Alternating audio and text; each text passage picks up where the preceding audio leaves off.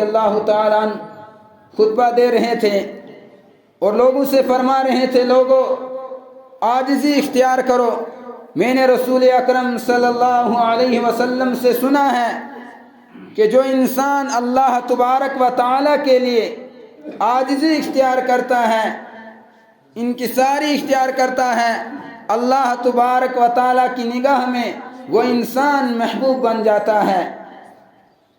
وَمَا تَكَبَّرَ وَضَعَهُ اللَّهُ، اور جو انسان تکبر کرتا ہے، متکبر ہو جاتا ہے، وہ اللہ رب العزت کی نگاہ میں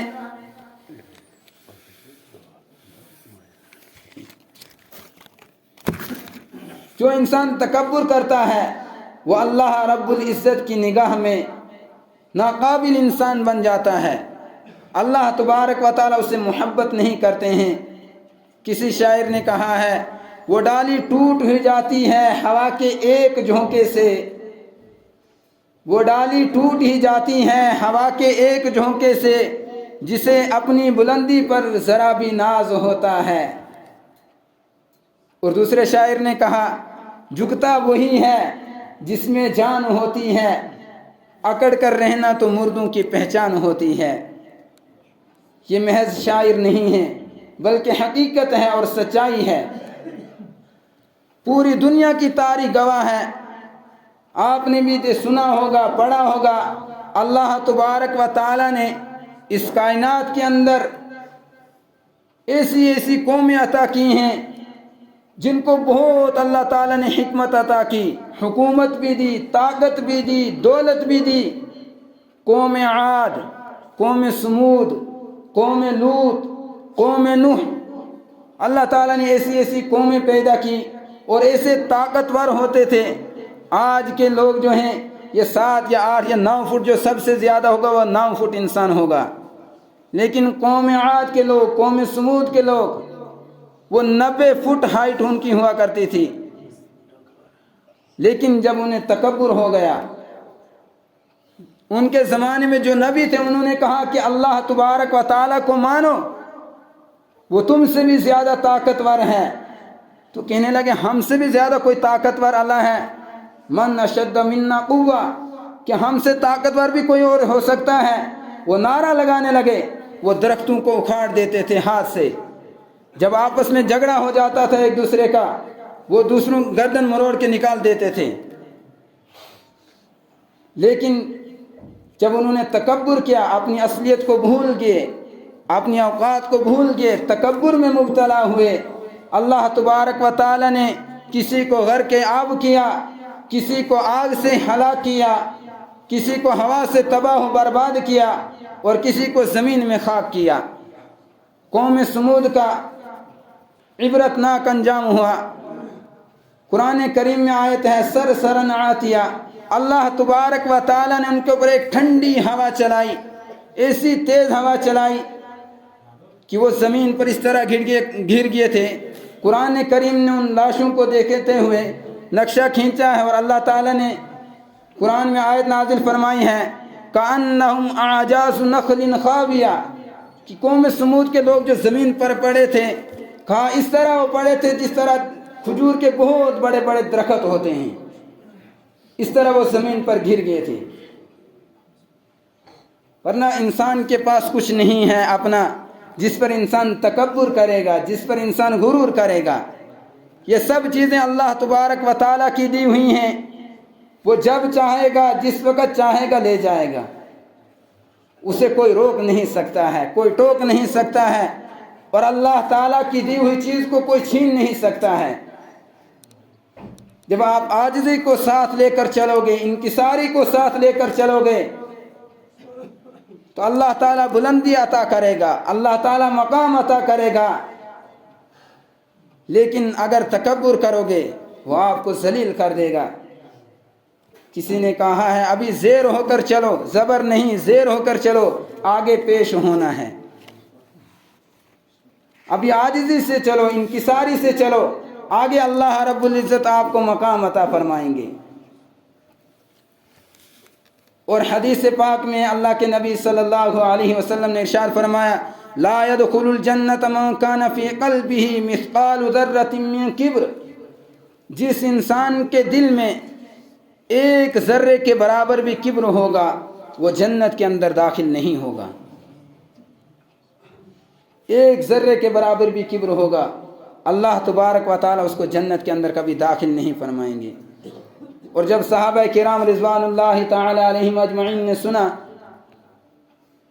تو ایک صحابی اللہ کے نبی کے پاس گئے. کہا یا رسول اللہ صلی اللہ علیہ وسلم جو انسان اچھا لباس پہنتا ہے, اچھے کپڑے پہنتا ہے, خوبصورت رہتا ہے, اپنے آپ کو سجا کر رہتا ہے, کیا یہ بھی تکبر ہے؟ تو اللہ کے نبی صلی اللہ علیہ وسلم نے فرمایا نہیں, یہ تکبر نہیں ہے. اللہ تعالیٰ نے آپ کو دیا ہے, فرمایا ان اللہ جمیل ویحب الجمال, کہ اللہ تبارک و تعالیٰ خوبصورت ہیں, وہ خوبصورتی کو ہی پسند کرتا ہے. لیکن ایسا نہیں ہے کہ اپنے آپ کو اونچا سمجھا اور دوسرے کو حقیر سمجھا. تکبر کی سب سے پہلی علامت یہ ہے انکار حق کا انکار کرنا. اللہ رب العزت کی طرف سے جو انسان بولتا ہے یا قرآن کی آیت بولتا ہے, حدیث بولتا ہے, انسان اس کا انکار کر دیتا ہے, اس کو کہتے ہیں انکار حق. اور اس کو ہی نہیں, اور بھی اللہ تعالیٰ کے حکم ہیں. جیسے شیطان نے انکار کیا, قارون, فرعون, حامان, اللہ تعالیٰ نے ان کو برباد کر دیا. قرآن مجید میں فرمایا وقارون وفرعون وحامان وَلَقَدْ جَاءَهُمْ مُوسَى بِالْبَيِّنَاتِ فَاسْتَكْبَرُوا فِي الْأَرْضِ, ہم نے قارون کو, فرعون کو اور حامان کو ہلاک کیا کیونکہ ان کے پاس حضرت موسیٰ علیہ السلام کھلی دلیلیں لے کر آئے تھے. انہوں نے انکار کر دیا, جس کا نتیجہ یہ نکلا کہ ہم نے ان کو ہلاک کر دیا.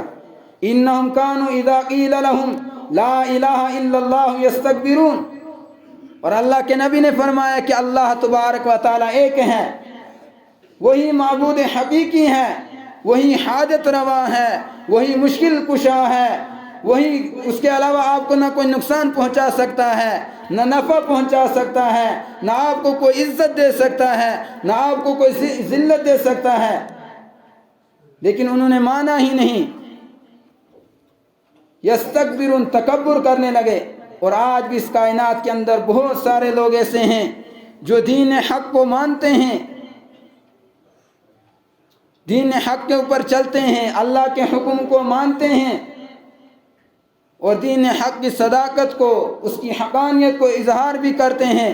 لیکن اس کے باوجود جب اپنی دنیاوی قیادت, سعادت اور مال و دولت کی وجہ سے اسے قبول نہیں کرتے ہیں.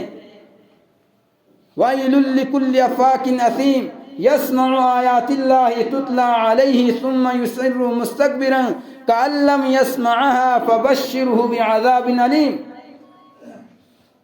یہ وہ لوگ ہیں جو جھوٹ بولتے ہیں, اللہ تعالیٰ کی نافرمانیاں کرتے ہیں, اس کے حکموں کو جھٹلاتے ہیں, انہیں نہیں مانتے ہیں. جب اللہ رب العزت کی آیتوں کو ان کے سامنے کھول کر پڑھا جاتا ہے وہ اس کو سنتے ہیں, لیکن اس کے باوجود اس کے اوپر عمل نہیں کرتے ہیں. ایک کان سے سنتے ہیں, دوسرے کان سے نکال دیتے ہیں. فَبَشِّرْهُمْ بِعَذَابٍ أَلِيمٍ, انہیں خبر دے دیجئے کہ ان کے لیے دردناک عذاب تیار کیا اللہ رب العزت نے. جو شریعت کے احکام کو پہچانتا ہے, جانتا ہے, شریعت کے طور و طریقت کو مانتا ہے, لیکن اس کے باوجود اس کے اوپر عمل نہیں کرتا ہے. فَبَشِّرْهُمْ بِعَذَابٍ أَلِيمٍ, ان کے لیے دردناک عذاب ہے. اور دوسری علامت ہے غمط الناس. دوسری علامت یہ بیان فرمائی کہ ظاہری عبادت ہو یا ظاہری علم ہو, جب انسان کے پاس علم آ جاتا ہے یا عبادت انسان کرتا ہے, اپنے آپ کو افضل سمجھتا ہے, دوسرے کو کم تر سمجھتا ہے. یا اگر اللہ تعالیٰ نے حسن دیا ہے, اللہ تعالیٰ نے جمال دیا ہے, وہ اپنے حسن کے ناز میں دوسرے انسان کو کہتا ہے یہ کیا انسان ہے. اس کائنات کے اوپر سب سے پہلا جو گناہ ہوا تھا وہ یہی ہوا تھا. جس وقت اللہ رب العزت نے شیطان کو کہا کہ حضرت آدم کو سجدہ کرو, تو شیطان کہنے لگا انا خلقتہ من نار، کہ میں تو آگ سے پیدا ہوا ہوں، یہ مٹی سے پیدا کیا ہے۔ آگ کو جس وقت جلایا جاتا ہے اس کے شعلے اوپر کو اٹھتے ہیں، جب مٹی کو اوپر پھینکیں گے وہ نیچے کو آتی ہے۔ کہا میں آگ سے پیدا ہوا ہوں، میں کہاں اس کو سجدہ کروں گا؟ کہا اس کو میں سجدہ نہیں کر سکتا ہوں۔ تو اللہ تبارک و تعالی نے اپنے دربار سے نکال دیا، ورنہ اس کے پاس کون سی کمی تھی عبادت کی، فرشتوں کا سردار تھا۔ جب تکبر دل میں آ گیا اللہ تعالیٰ نے ذلیل کر دیا۔ ایک واقعہ لکھا ہے حضرت مولانا مفتی